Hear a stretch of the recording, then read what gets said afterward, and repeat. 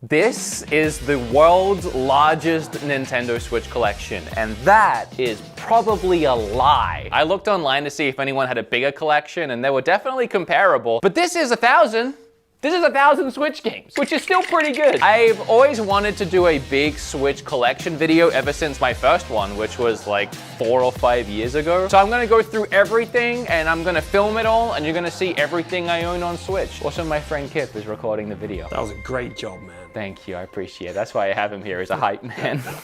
Where should I start? Like if you wanted to know what was in my collection. I want to start from the left. That is Okay. literally how my brain works. At the very top, Right at the top. every Nintendo Switch console. I've made a video about this already where I had a lot of them and then I just ended up buying the rest of them in the video. The Animal Crossing Switch, the Dragon Quest one, which only came out in Japan, and I have a vlog of me in Japan trying to find it, and I did, there it is. The Monster Hunter Switches, Splatoon, the most recent Happy Holidays Pokemon one that I found, the Kirby one, which is just a Kirby box. It's not actually anything special. Fortnite, Diablo, that's what I thought was the rarest Nintendo Switch for a while, the Disney Tsum Tsum Switch. But then I found this guy, my favorite thing in my collection. This is the Thunderbolt Project by Fragment and Pokemon Nintendo Switch. It's an official Nintendo Switch collab, and it's Pokemon and a clothing company called Fragment. They only made 500 of these and sold them at a pop-up in Japan. I have a video of me buying this, so this is already public knowledge, but I had to pay $3,000 to get that. Okay, so if there's anything in this room that I should steal, I would go. this is probably the... I would go for that. If my house started to burn down and I'd already taken care of my family, Mysteriously. I would grab that and then file a claim against Kip, apparently. Oh, the light. I always forget the light exists. I never really cared to get all the colors of that. Maybe one day. I just don't really want to get into it. Both the Pokemon limited editions, because those are actually cool, and then just the blue one that I got. I've only ever played one game on the light. I played Link's Awakening all the way through on it and then said, that's good. I'll go back to regular Switch now. Oh, sorry. I gotta do this collection video, but it's taking so long. It's also lunchtime. So I also have to eat this delicious Factor meal in front of me because as you guys know, I have a lot of things in my collection, but the one thing I can't live without down here in my basement is my big old box of Factor. So let me take you on a tour of this. This big box got shipped straight to my door with fresh, never frozen meals inside. I actually microwaved this one for this sponsor read and it looks awesome. It's a herbed Greek chicken and tomato penne. It's beautiful. The holiday season is already crazy busy. Don't make it any more complicated by having to cook a bunch. Also, we're going into the new year. It's time to start resolutions. Factor has keto options, calorie smart, protein plus, veggie. I always go for the calorie smart, and this is only 500 calories for this whole thing. There's no mess, no fuss, you can microwave it in 2 minutes. And they also have smoothies like strawberry and mango, but this time they sent me chocolate banana protein shakes. They love me. I don't know if I can say it, but that kind of tastes like Bailey's. It's so good. I can't believe how good all of this tastes. And the fact that it just shows up at my door and takes no time to start eating is insane. Head to factor75.com or use the link below and use BeatEmUps50 to get 50% off your first box on Factor. That's half off of your food. All right, let me show you the rest of my games.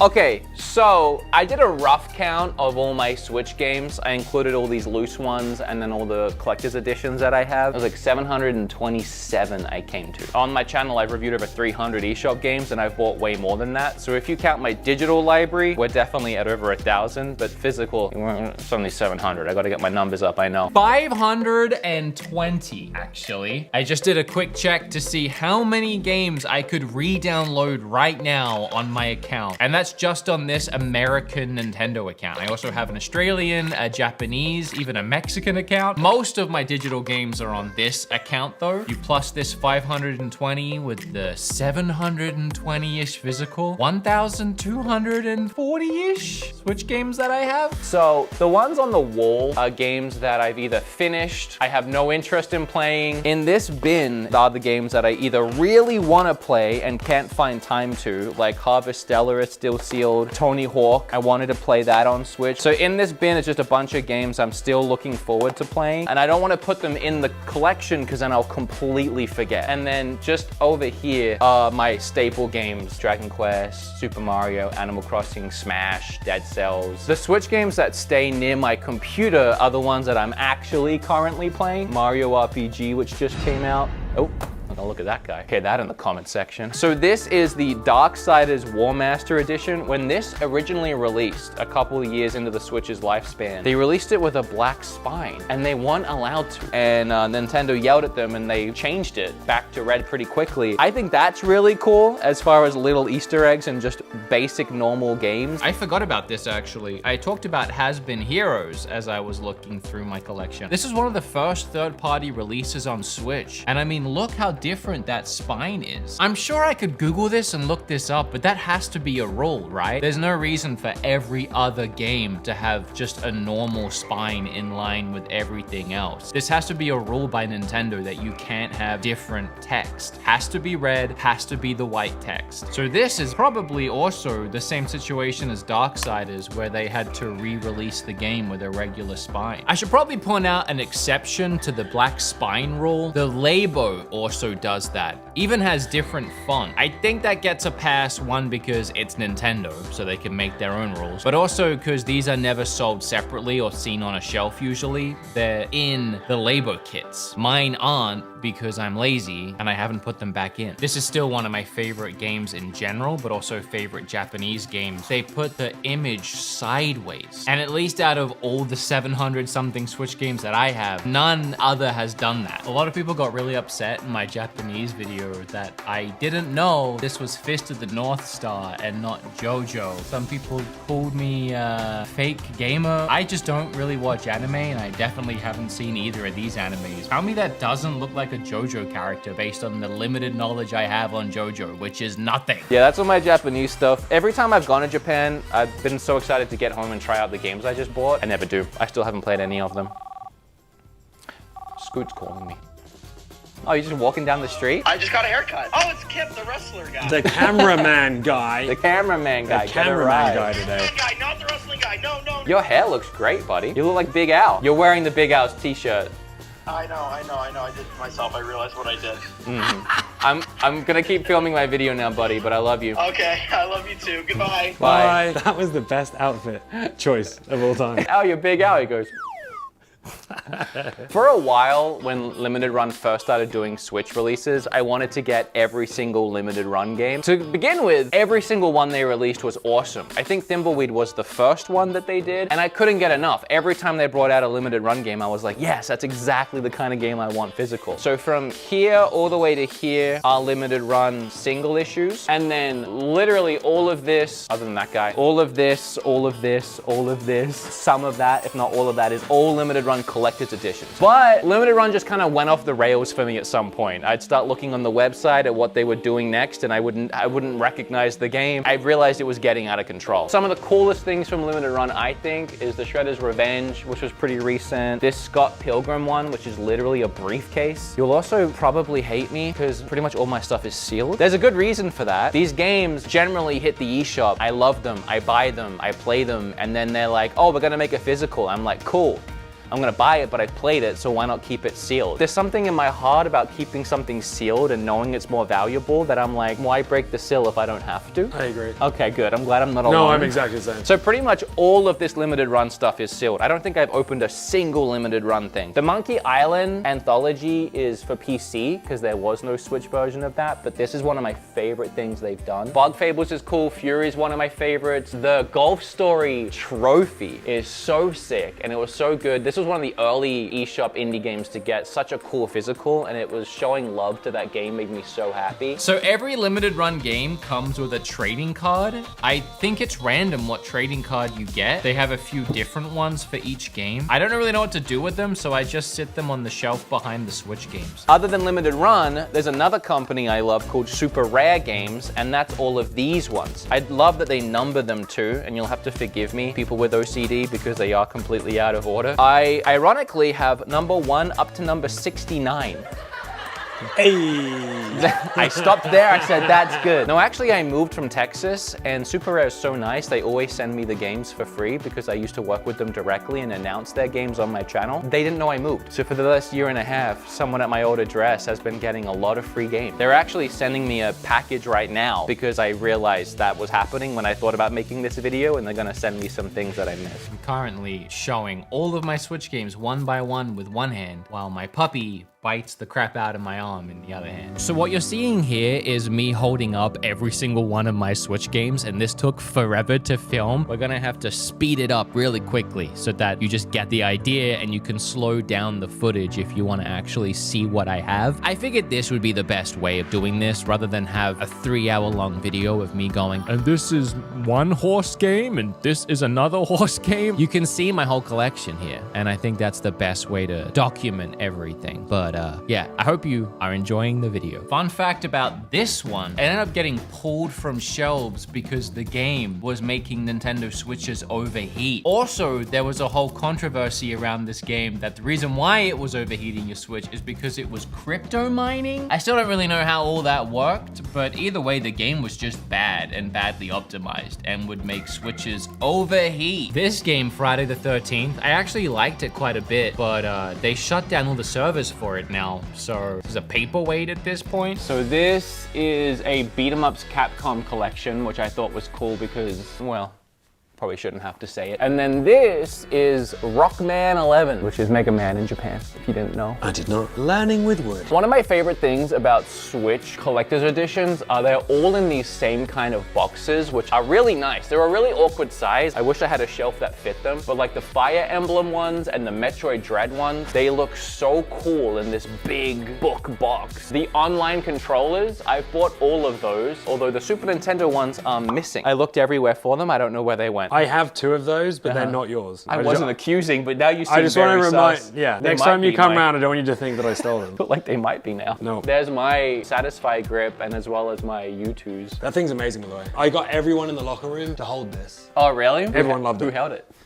Can't tell you. Okay. Oh, this is actually more limited run stuff over here. I really like these ones a lot. The Castlevania and Doom Shadow boxes are so sick. And then Transistor is one of my favorite games, made by the same people that did Hades. It was their game before that. That sits right front and center. Hollow Knight, Ori, Hollow Knight again. I want those to be seen on camera. I also really loved Little Dragon's Cafe, even though it was kind of buggy. It was cute, and Kim and I had a lot of fun with it. And this collector's edition thing comes with a little stuffed dragon in it. I don't know, I just find that adorable. I like these long ones that mostly Platinum Games does, but there's a Xenoblade one, which isn't Platinum Games. One of my favorite games, believe it or not. A lot of people don't know that about me because they think I hate all Xenoblade. Astral Chain, this one is sick. I love the game, but tell me that this doesn't look sick. And then over here, there's Bayonetta Climax Edition.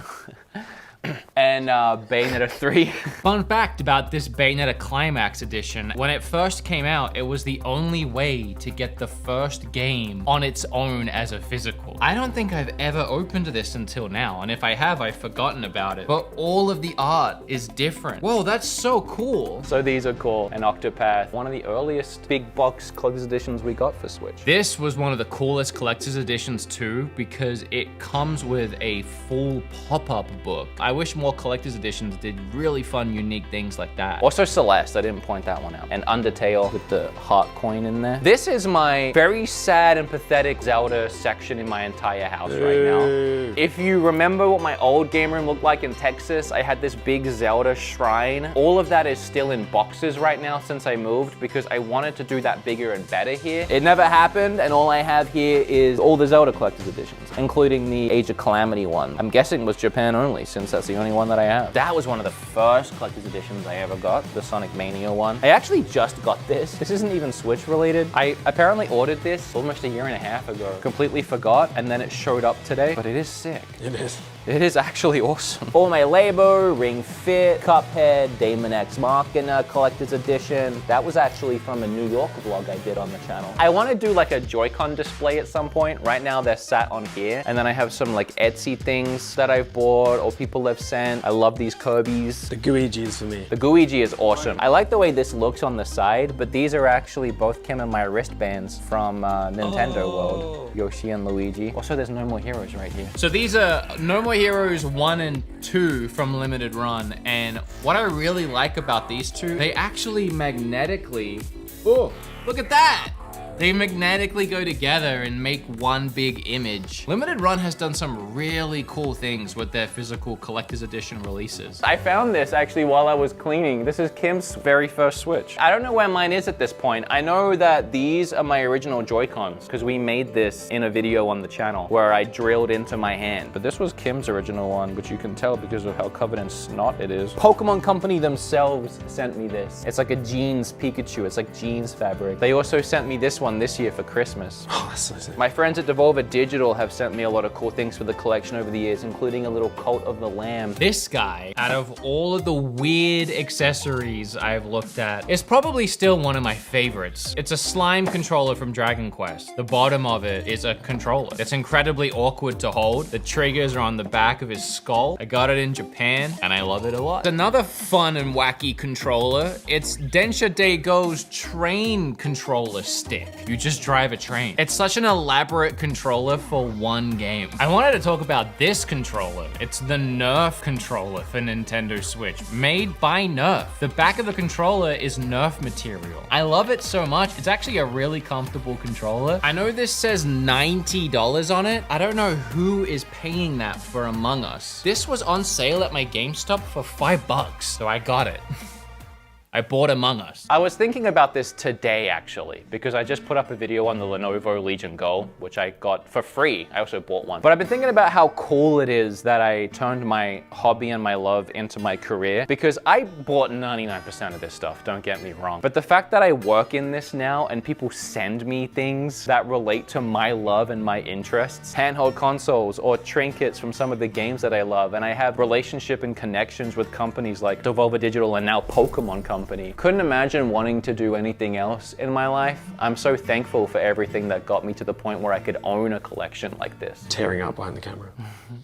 I think that's it. At some point, I'd like to do a full game room tour. I don't feel like it's done. I guess there's the amiibos. This is a scattered mess. That's why I need more room. I was also trying to have every amiibo for a while and then ended up just wanting the ones that I liked. The only thing worth noting here as far as like rare, I have 2 of these Emmys accidentally. And then I found out one day that one of them is a rare one. There's a misprint on the back. One says Metroid Return of Samus and the other one says Metroid Samus Returns, which is the actual name of the game.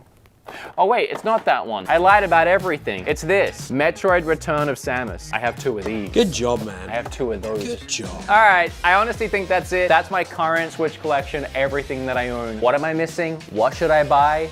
Let me know down below. Thank you, Kip, for helping me film. I appreciate it. Go me. Awesome, thank you so much. I wanna do a skit with you, but in case I don't, here's you in my tree. I was gonna bring this out. Yeah. Look at that. You. Look at that guy. That young guy. This is my bathroom. I've been in here before. Look at that. It's my toilet. A nice toilet. Any hidden Switch things in here?